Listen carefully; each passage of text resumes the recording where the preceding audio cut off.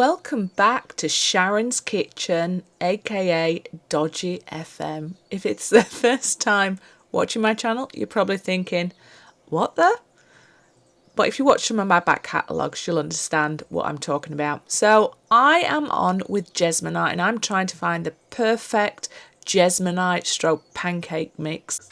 And my recipe consists of 400ml in total Jesmonite. So I added my powder, which is 2.5 to 1 versus the liquid.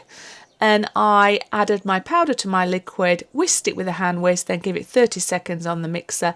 And now I'm splitting it up because I am going to try a dirty cut pour or dirty pour. I never know what's the right word. Anyway, I'm going to get 3 colours and I'm going to slap it in a big container and then I'm going to pour it into my pots and I'm going to see what does this do with Jesmonite.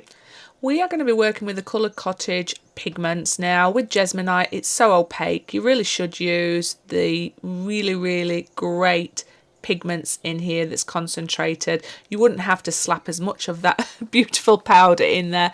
I don't really know what the science is of powder to this. I'm just putting it in until I get a colour that I like. But I want to take this time to shout out to all the members that have taken a leap of faith to join my channel and sponsor stroke Patreon to help me keep sharing my content with you. So sincere thank you. Anyway, back to what I was saying.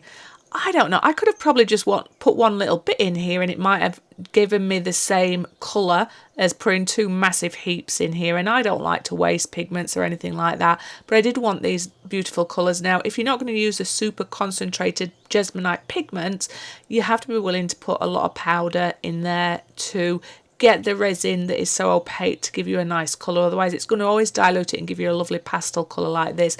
But just off camera now, great cameramanship there, Sharon. Comes in focus a little bit more, and I am just adding my Jesmonite in here. Now the lumps you can see around the side, I promise you, are not necessarily lumps of Jesmonite, it's lumps of pigment. I should have probably got a powder and sieved it in, but because you're working on a 5-minute time before it starts to set, I'm pushing it to the max here. But I'm determined to lay my colours into this cup and just slightly overlay them, trying not to muddy them. It's my first time doing this with Jesmonite. I'd got no idea at this stage if it was going to work out, and it's definitely something I want to continue exploring. But I'm going to leave you with seeing the end result. I hope you don't mind me sharing these experiments with you. And look at that cup there. Isn't it just lush colours? I love the end results. I do get a few air bubbles, and I think I panicked because it took so long to get my different colours in my cup before it started setting that I probably didn't squeeze and slap my container as much as I should have done. But the idea was to see, can we do a dirty cup? And it was very dirty and it turned out beautiful, and it's definitely something I'm going to explore. But let me know. Thank you so much for liking, subscribing and sharing, and thank you to everybody who continues to be a supporter of my channel and art. Have the most amazing day, and I will speak soon, and I'm going to put Sharon's Dodgy FM on for now. Speak soon. Bye bye.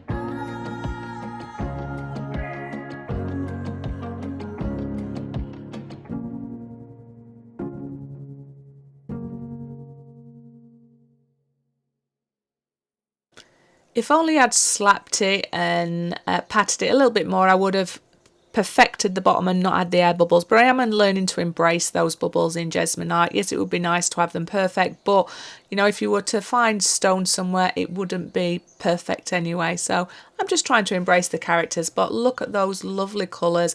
They are just like melted opal fruits to me, just summer yumminess. And I'll definitely be working with these again.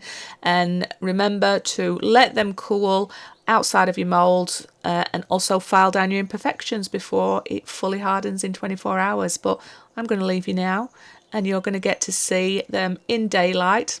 I missed out on the sun, but you get to see what I really enjoy about these. But let me know, what do you think to this colour combination in these pots? And one thing you didn't see is just before my Jesmonite was curing, once I'd finished patting them and slapping them before it cured, I gently blew over the top of them, and that removes your air bubbles. And the toothpick was to remove some of the clumps of that powder that I'd just slapped in. But you have to do that before it starts to fully cure, otherwise you get creases in there like an old granny. Anyway, look at those colours. I'm so sorry that I never got to see them in the glory of sunlight, but at least you get daylight. And I hope that you'll come back and visit me soon. I hope that you're inspired to try Jesmonite if you've not tried it before. And let me know what projects you're working on. I'll see you on the next one. Thanks for hanging out with me if you've been here till the end. And also remember to like, subscribe, share, hit that notification bell to get more of, well, to let you know when I'm getting my videos. Anyway, I'll put my teeth in and I'm going to say bye-bye for now. See you until next time.